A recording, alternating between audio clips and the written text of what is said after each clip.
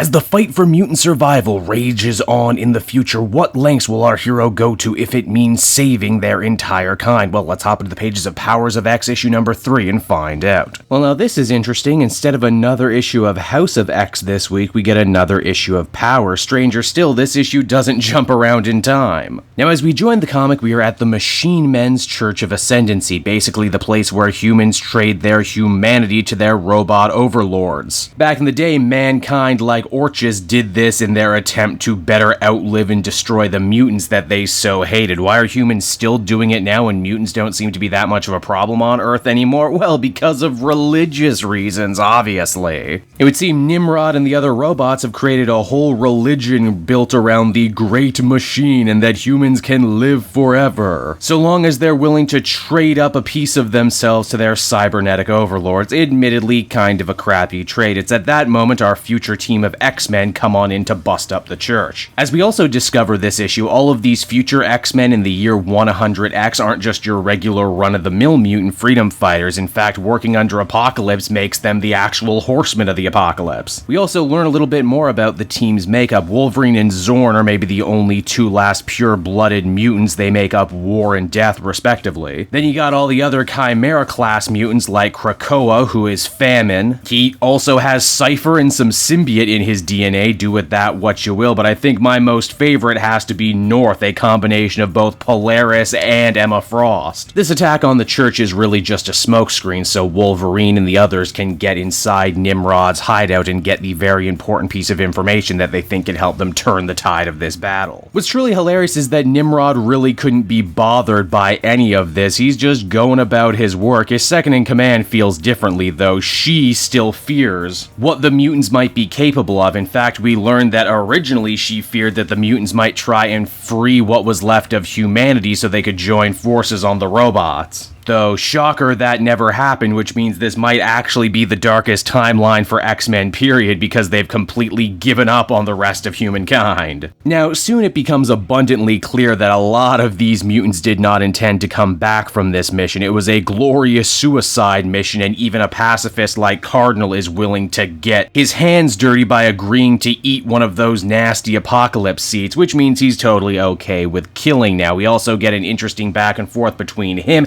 and a mutant that was willing to forsake his people and join the man-machines. The plan starts going very sideways and quick. Sentinels start swarming our heroes all over the place, and Rasputin decides to pull out their last desperation move trump card, removing Zorn's mask in doing so, unleashing a massive black hole that could pretty much kill everybody. Eventually, we discover that Wolverine and Apocalypse managed to grab what they came for. An information crystal, and one important enough that they were all pretty much willing to sacrifice their lives in order to get it. But why is information so important in a time when there's no mutants left to use it? Well, Logan manages to step back through Krakoa and opens up Apocalypse's sarcophagus, where we discover the bride of Apocalypse, Moira McTaggart, has been sleeping there this whole time in suspended animation. Wolverine force feeds her the information crystal, saying that she is their best last hope and that maybe this time she'll get it right, before eventually killing her and ending her ninth life, meaning that her cycle of reincarnation gets to start over once again. Only this time they hope the information that she's gathered will be enough to save mutant kind once and for all. And so there you have it, everyone. Powers of X issue number 3. And if you couldn't tell, this might have been the most straightforward issue of this Hickman X-Men series we've gotten so far. Once again, the spotlight is shined on Moira McTaggart and just how important she is to the mutant cause. It also means that this dark future we're seeing, ruled over by Nimrod, where the last remaining mutants have to become Horsemen of the Apocalypse, isn't set in stone. It's something that reasonably could be changed. In fact, maybe all of this is already changing, we just don't see the butterfly effect yet. Which then, of course, makes me wonder about the X-Men Future 1000X and where that all fits in, if Moira did in fact manage to change things. This issue also once again reiterates that the whole Groundhog Day time travel reincarnation thing is absolutely finite, and Moira is closer to the end of it than we first assumed. Which, is good, because I feel that's always been a problem in X-Men stories. Whenever they create a brand new interesting power, it's really easy to spam it and have that power lose its impact. Overall, I think I'd feel comfortable giving this one an 8.5 out of 10. Still very good, but didn't blow my freaking mind like all the other issues in this series so far has. Hey there everyone, it's your old pal Cape Joel, and I want to thank you so much for watching to the end of the video. I hope you enjoyed it, and if you did, why not check out some of these other videos I have available from the channel. Then you can follow me on Twitter and Facebook at Cape Joel, so you're always up to speed on what I'm doing next. And hey,